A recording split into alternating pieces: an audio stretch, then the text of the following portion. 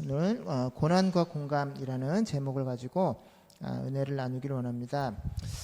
최근에는 여러 가지 우울증, 공황장애 이런 질병들이 많이 나타나는데, 공황장애는 현대인 병이래요. 옛날에는 공황장애라는 단어가 별로 없었는데 최근 한 10년 새에 70한 4% 정도, 70% 정도가 이제 증가했다는데, 공황장애는 주변에 제가 공황장애를 앓고 있는 사람 한번 봤는데 갑자기 불안한 증상이 막 나타나면서 숨이 막힐 것 같고 이제 죽을 것 같이 막 답답해오고 막 식은땀이 나고, 그래서 이런 증상이 거의 한 30분간 지속이 된대요. 그래서 이게 갑자기 뭐 운동을 하다 나타날 수도 있고 공연을 하다 나타날 수도 있고 길 가다가 나타날 수도 있고, 그래서 제 주변에서만도 아는 사람이 한 3명, 4명 정도를 직간접적으로 들었고, 그래서 과거보다 굉장히 많이 이런 상황이 많이 나타났답니다. 그래서 40대가 가장 많이 있고 20대에도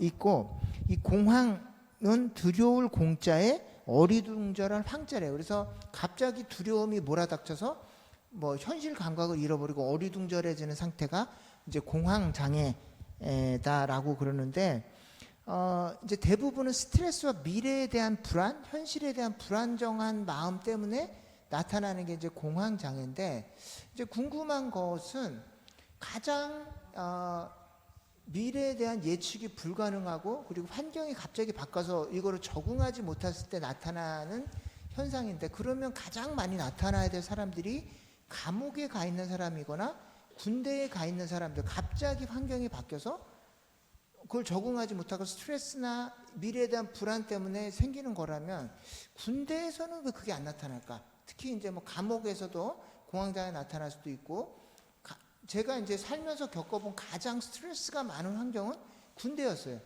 군대는 갑자기 안 하던 일을 막 해야 되고, 그리고 가장 중요한 건 인격적인 대접을 받을 수가 없어요. 그리고 그 다음날 뭐 어떤 일을 할지 아무것도 안 알려줘. 근데 눈 뜨면 갑자기 산으로 와, 일로 강으로 따라와, 들판으로 와, 그래갖고 계속 안 해본 일을 막 땅을 기기도 하고 막 뛰어서 막 산 위로 올라가기도 하고 땅바닥을 구르기도 하고 막 이러는데, 이상하게 불안 증세를 느낄 수가 없었어요. 왜 그랬을까? 왜 그랬을까요, 여러분? 에? 바쁜 것도 중요한 거 있어요. 바쁜 거 또 하나 있어요. 뭘까요? 한 번도 해보지 않은 일이고 불안해. 이게 막 내일 눈 뜨면 무슨 일을 할지 아무것도 안 알려줘요. 그냥 딱 눈 뜨면 그때 데리고 나가서 갑자기 오늘 니네 뭐 한다? 막 하는 거야. 그렇게 막 정신없는 상황인데 공황장애 걸린 애들을 한 번도 못 봤어요. 그 안에서. 왜일까요? 정신없이 바쁘고 피곤하고 똑같아요. 우리 현대인들하고 똑같아요. 현대인들은 오히려 인격적인 대우를 받고 미래 내일 내가 무슨 일을 하면 될지 예측이 가능하고 인격적인 대우를 받아요. 근데 한 가지 결정적인 군대와 현대 직장인들이 갖고 있는 차이점이 있어요. 뭘까요? 더 정확히는 직장인도 다 같이 그 일을 겪죠. 군대도 다 같이 겪어요. 근데 뭡니까?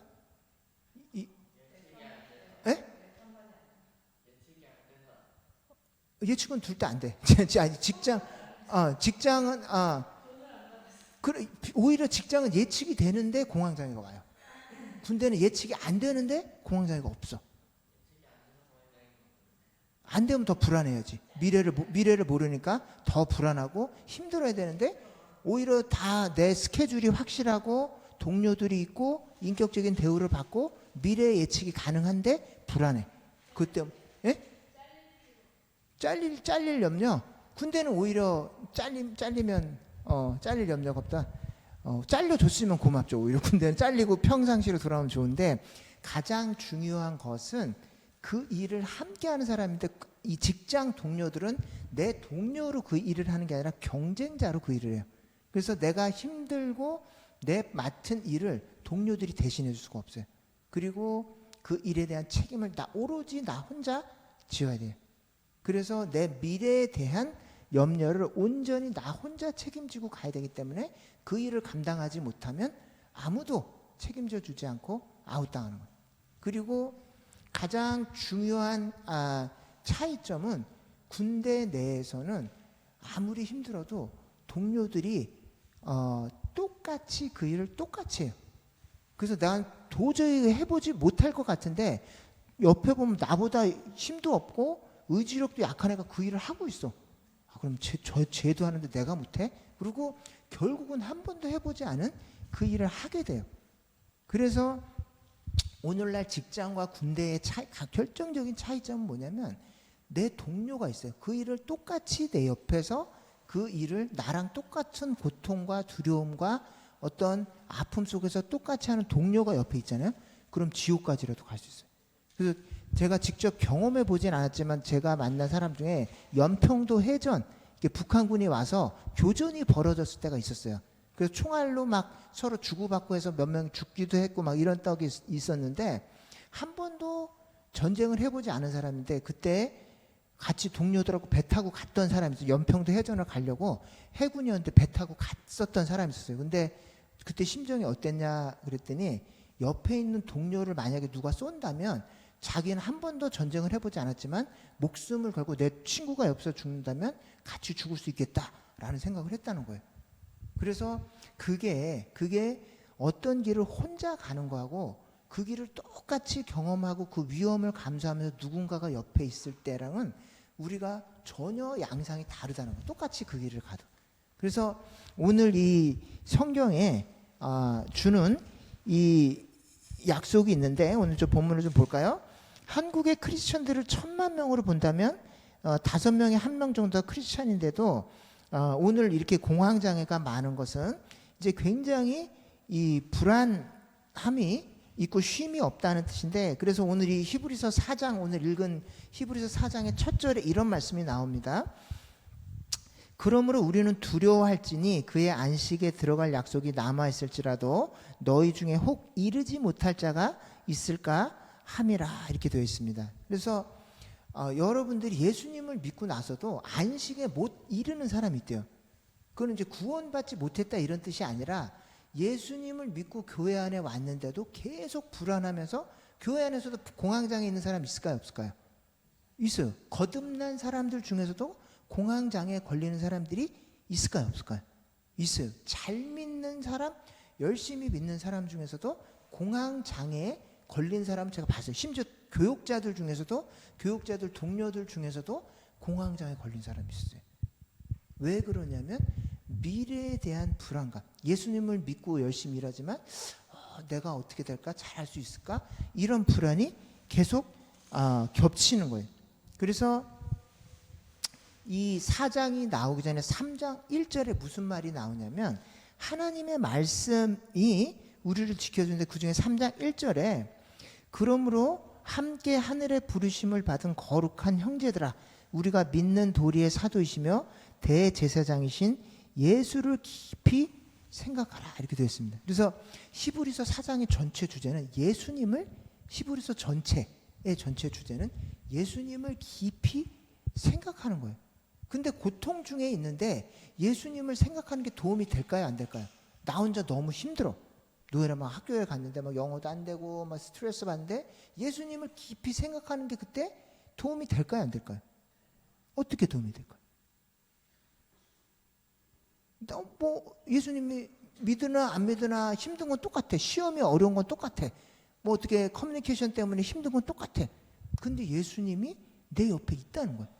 근데 그게 나한테 힘이 될까요? 근데 오늘 성경에는 힘이 된다는 거예요. 왜 그러냐? 자, 오늘 히브리서 1장, 2장, 3장은 1장은 천사보다 탁월하신 그리스도, 3장에서는 모세보다 탁월하신 그리스도, 4장에서는 안식을 주시는 참된 그리스도에 대해서 나옵니다. 그래서 오늘 14장 15절이 굉장히 중요한데 15절에 보면 우리에게 있는 대제사장은 우리의 연약함을 동정하지 못하실 이가 아니시오 이렇게 되어 있는데 영어로는 who is unable to sympathize 그래서 동정하다를 sympathize라고 번역을 했어요. 근데 한글 아까 이제 여기 사모님 읽으신 책은 개역 한글, 제가 읽은 개역 개정인데 개역 한글 성경에는 뭐라고 그랬냐면 체휼하지 못하시는 분이 아니시다 이렇게 돼 있어요. 체휼은 무슨 말이냐면 몸체자에 불쌍할 휼자예요. 그래서 불쌍한 사람들의 그 불쌍함은 몸으로 느낀다는 말이에요. 그래서 이게 영어로 조금 더 번역해 보면 이 empathy가 있고 sympathy가 있어요. 그래서 이거를 여러 뭐 심리학자들하고 이런 사람들이 여러 가지 다른 해석을 내는데 그 웹스터 영어 사전에 보면 그 empathy는 직접 뭐냐면은 그 사람하고 그 사람 상황을 상상해서 이렇게 이만큼 힘들겠지 하고 imagination을 통해서 상대방의 감정을 느끼는 것을 empathy라고 해요. 그리고 sympathy는 직접 그 사람의 감정을 느끼면서 그 사람 곁에 있는 거. 이거를 sympathy라는데 해석이 각각 있어요. 근데 저는 사전을 기준으로 해서 했고 성경 전체에 다른 사람의 감정을 불쌍히 여기다라는 단어가 여러 가지 나오는데 강도가 점점 세져요. 처음에는 감정이 이게 심리학자 정신과 의사들은 understanding이라고 그래서 어떤 심리학 치료를 할 때 감정이입을 해요. 그건 무슨 말이냐면 이 사람이 무슨 우울증이 있어. 근데 이 사람을 치료하러 가는데 내가 똑같이 막 우울한 감정에 빠져 있으면 그 사람 치료할 수 있어요, 없어요? 치료할 수 없어요. 나는 정신이 멀쩡하고 건강해야 우울증 환자들의 이야기를 들으면서 그 사람을 치료해 줄 수가 있는데 그 사람 속에 감정에 깊이 들어가서 막 나도 우울증에 빠져서 헤매면 그 사람을 구조할 수가 없어요. 같이 헤매는 거예요. 그래서 이 정신과 의사들이 환자들 만날 때 동의는 해주지만 그 사람의 감정에 동조하지는 말라라고 얘기합니다. 그래서 여기서 empathy는 뭐냐면 감정만 이 사람이 도대체 어떤 감정일까 하고 상상해서 그 사람의 감정을 느껴보라는 거예요. 근데 똑같이 그 사람 속에 빠져서 느끼면 그거를 over emphasize라고 해서 감정이 너무 과몰입돼서 이 사람을 어디로 데려가서 치료해야 될지를 방향을 잃어버리고 그리고 구조 환상이라는 거에 걸린대요. 그게 무슨 말이냐면 어떤 사람이 힘든 사정을 너무 깊이 듣다 보면 내가 이 사람의 구원자가 될 거야. 내가 이 사람을 구원해 줘야 돼. 그래서 그 사람의 상황에 너무 구원자의 관점에서 깊이 들어간다는 거예요. 근데 그러면 어떻게 되냐면 한계가 있기 때문에 자기는 구원한다고 하고 들어가는데 그 도움을 받는 사람 입장에서는 당신은 여전히 날 이해하지 못해. 이런 불만이 느끼게 되고 구원하러 들어간 사람은 뭘 느끼냐면 내가 이렇게 계속 도와주는데 왜 계속 거기서 헤어나지 못해? 왜 거기서 계속 힘들어? 하면서 도우러 간 사람에게도 불만이 생기고 도움을 받는 사람도 불만이 생겨서 서로 계속 가다 보면 트러블이 생긴다는 거예요. 그래서 이 심리학 치료할 때 정신과 의사들이 그 사람의 감정에 깊이 들어가면 안 됩니다. 그래서 언더스탠딩만 하고 들어가지 마세요. 그래서 그거를 뭐라면 empathy, 상상으로 느껴봐라 이거예요. 그리고 그 다음 단계가 있는데 그거는 느낌을 나누는 거예요. 그래서 PRT라고 그러고 compassion이라고 그러는데 compassion은 공감하다 이런 말이 있고 이 상대방의 감정에 대해서 불쌍한 연민을 느끼는 것까지가 compassion이. 근데 오늘 마지막 파이널 단계 예수님이 우리에게 보여주시는 거는 sympathy예요. 이거는 뭐냐면 싱크로나이즈가 일치시키다라는 씬이라는 그 접두어에다가 이 퍼사이즈는 그 헬라어로 이게 뭐야 파토스예요. 그 뭐냐면 서퍼링하고 패션이에요. 그래서 패션 오브 크라이스트 할 때 예수님의 고통을 패션이라고 그러거든요. 근데 이거를 헬라어 단어는 서퍼링이나 패션이라고. 그 중에서 육체적인 고통도 있지만 우리가 정신적으로 누구에게 막 모욕을 당하거나 분통이 날 때 그것까지도 예수님이 우리 안에 들어와서 우리가 느끼는 열등감, 우리가 느끼는 분통, 우리가 느끼는 서운함 이런 감정이 싱크로돼서 예수님께서 우리 안에 들어와서 그 감정을 똑같이 느껴주신다는 거예요. 근데 그게 무슨 도움이 되나? 근데 사람은 만약에 누가 우리에게 싱크로돼서 그걸 해준다면 도움이 될 수가 없지만 예수님께서는 우리 안에 들어와서 우리가 겪는 마음의 이 원망, 서운함, 그리고 절망감, 그리고 육신적인 고통 이런 거를 다 느끼신다는 거예요.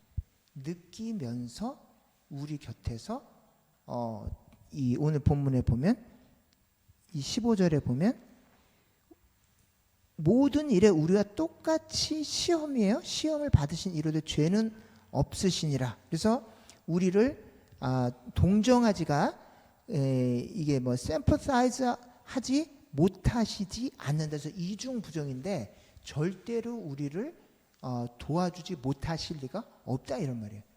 그래서 우리 감정을 느끼되 사람이 느끼는 것 같지 않고 우리 주님은 느끼신 뒤에 뭐 하냐면 우리를 도와주세요.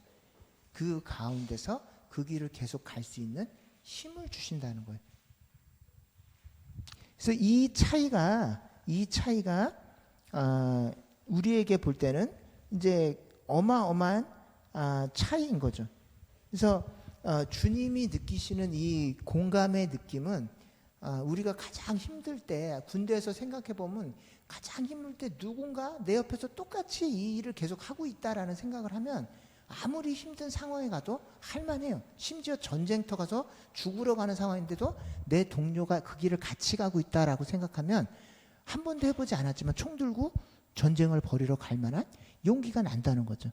근데 이제 우리가 저도 이제 목회를 하면서 이제 정말 혼자 있다 이제 라는 그런 느낌을 받을 때가 있어요. 이제 특히 이제 교회 개척하고 공동체가 많은 이제 부목사 생활할 때 막 많은 성도들 있고 이제 그런 공동체에서 생활할 때랑 이제 개척을 해보니까 어떨 때는 나 혼자 설교하고 있나 뭐 이제 이런 느낌이 들 때가 있는데 오늘이 이제 성경을 보면서 이런 약간의 이 뭐랄까 허무한 느낌 뭔가 이 외로움 이런 거를 주님도 똑같이 느껴주신다는 거죠. 옆에서 정말 이거 아무것도 안 될 것 같은 미래에 이게 내가 막 힘쓰고 했었던 이런 모든 일이 아무런 열매가 안 맺힐 것 같은 그런 미래에 대한 불안감을 주님도 내 옆에서 똑같이 그 불안한 감정을 느끼시면서 이 길을 가신다라는 것이죠. 근데 이제 이것이 굉장히 우리에게 위로가 되고 그게 사람이라면 그렇게 큰 위로가 되지 않을 거예요. 근데 우리 주님께서는 내가 느끼고 있는 이런 미래에 대한 불안감과 어떤 막연한 염려들을 똑같이 느끼시면서 그 길을 가신다는 거죠. 그러니까 이제 그것이 우리에게 주시는 가장 큰 위로 중에 하나이다라는 거예요. 그래서 제가 옛날에 그 본 책 중에 이제 키루스의 교육이라는 책 중에서 키루스가 이제 바사왕 고레스예요. 근데 그 우리 성경에 나오는 고레스 왕인데 페르시아 왕인데 이 사람이 어릴 때 부모님한테 이제 교육을 받았는데 아버지 전쟁터 나가서 부하들에게 존경을 받으려면 어떻게 해야 돼요? 이렇게 물어봤더니 그 키루스의 아버지가 이런 얘기를 했답니다. 너는 그들에게 좋은 일이 생기면 그들과 함께 기뻐하고 나쁜 일이 있으면 그들과 함께 슬퍼하라. 그들이 고통받고 있으면 도우려고 노력하고 안 좋은 일이 닥치지 않는지 항상 염려하며 실제로 닥치지 않도록 노력해야 된다. 장군은 여름에는 더위를, 겨울에는 추위를 부하들보다 더 잘 견뎌야 한다. 어려운 상황을 지나고 있다면 그는 난관을 부하들보다 더 잘 견뎌야 한다. 이제 이렇게 되어 있습니다. 그리고 실제로 이 사람이 전쟁터 나가서 전쟁할 때 항상 맨 앞에 서서 가장 치열한 전투에 자기가 맨 앞에 서서 있었기 때문에 이 부하들이 아무리 숫자가 많아도 이 고레스 대왕하고 전쟁하러 나갈 때는 그 대왕이 가자는 쪽에 목숨을 걸고 같이 가가지고 전쟁을 치렀기 때문에 많은 나라들을 이 점령하고 이 승리하고 돌아왔다는 것이죠. 그래서 이제 저도 보면 이제 부하 그 고레스 왕의 부하 같이 부하 중에 한 명이었다면 이 고레스 왕이 전쟁터에 나가서 멀리서 버튼을 누린 게 아니라 너 가서 여기서 사역해 여기서 개척해 이게 아니라 가장 나보다 힘든 그 자리에 한 발 더 앞서서 주님께서 그 자리에 가서 설교하시고 그 자리에 가서 목회하고 그 자리에 가서 영혼들을 돌보고 있다는 것이죠. 그리고 뒤에 나를 따라서 이리 따라와 줄래? 라고 얘기하고 있다는 것이죠.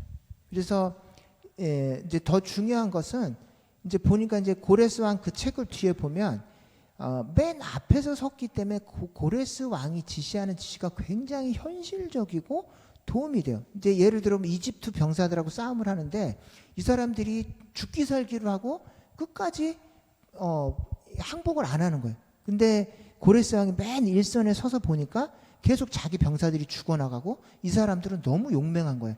그래서 야 가만히 있어라. 이제 전쟁을 멈춰. 그리고 자기가 단독으로 가서 이집트 병사들에게 이제 그만 싸우자. 너희들 보니까 너무너무 용기 있고 괜찮아서 너희가 이긴 걸로 해줄게. 그러니까 명예롭게 이 정도에서 하고 전쟁을 멈추고 그냥 내가 나한테 항복하면 너희들 다 살려주고 그리고 명예롭게 우리 시민으로 살 수 있게 도와줄게 라고 했더니 그 병사들이 거기서 전쟁을 멈추고 자기 병사들은 더 죽지 않고 사실은 멀리서 버튼만 눌렀다면 싹 다 죽여. 쟤네들 우리 병사들 저렇게 괴롭혀 싹 다 죽여 할 텐데 가까이서 걔네들을 딱 보니까 너무 용기 있게 잘 싸우는 거예요. 그거는 맨 앞에 서본 장수들만 내릴 수 있는 명령이에요. 주님도 똑같다는 거예요.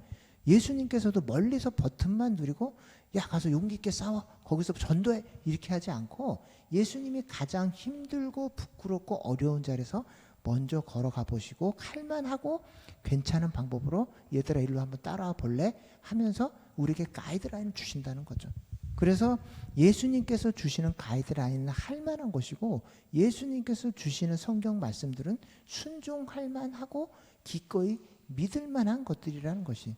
그래서 감당하지 못할 시험 우리 주님께서 주신 적이 없고 또 시험 당할 쯤에 항상 피할 길을 주시기 때문에 우리가 손들고 포기할 일은 이 땅에 없다라는 거예요. 신자들에게는 하나님께서 언제나 주님께서 그 길을 먼저 가보셨다는 거예요.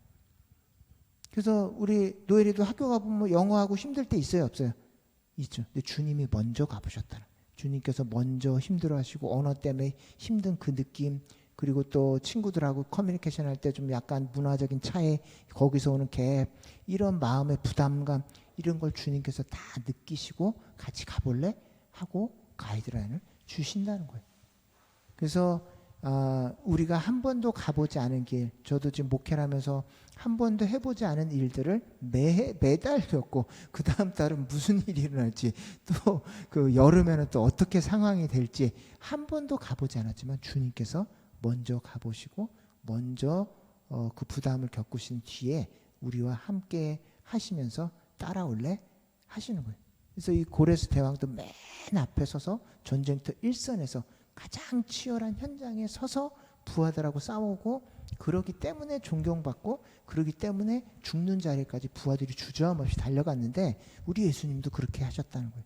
주님께서 가장 힘든 십자가상에 먼저 가시고 그 길을 따르는 자녀들에게 내가 먼저 갈 테니까 따라와 줄래? 하고 우리를 부르신다는 것이죠.